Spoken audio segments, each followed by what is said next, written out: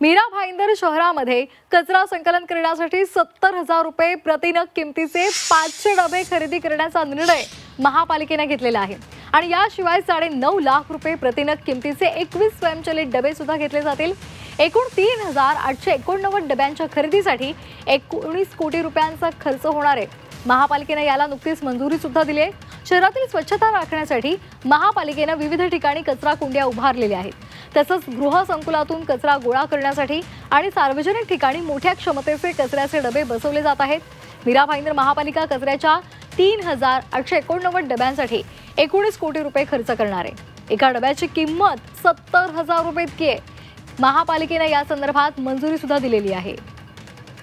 या संदर्भात अधिक माहिती देत आहेत आमचे प्रतिनिधी प्रथमेश तावडे। प्रथमेश, आपण पाहतोय मीरा भाईंदर महानगरपालिकेमध्ये कचऱ्याचा डबा हा एक डबा 70,000 रुपये किमतीला महापालिकेने खरेदी करण्यासाठी मंजुरी सुद्धा दिलेली आहे। कशा पद्धतीने हा महापालिकेचा कारभार सुरू आहे?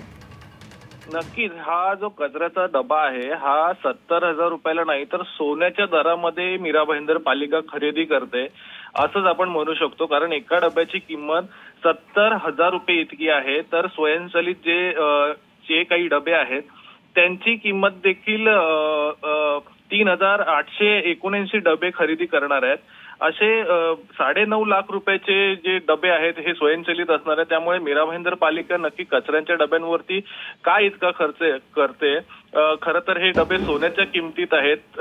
सोसायटी असतील किंवा सार्वजनिक ठिकाणी आहेत, या ठिकाणी प्लास्टिकचे डबे हे बसवू शकतात, परंतु एवढे खर्चाचे डबे नेमके कशासाठी पालिका खरेदी करते असा प्रश्न सर्वसामान्य नागरिक विचारतायत।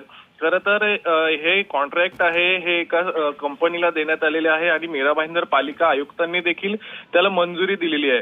मात्र या आता कोट्यवधी रुपयांचे हे जे डबे होणार आहेत याला जबाबदार कोण आणि हा जो जनतेचा पैसा आहे त्याचा चुराणा होत नाही का असा प्रश्न देखील उपस्थित केला जातोय।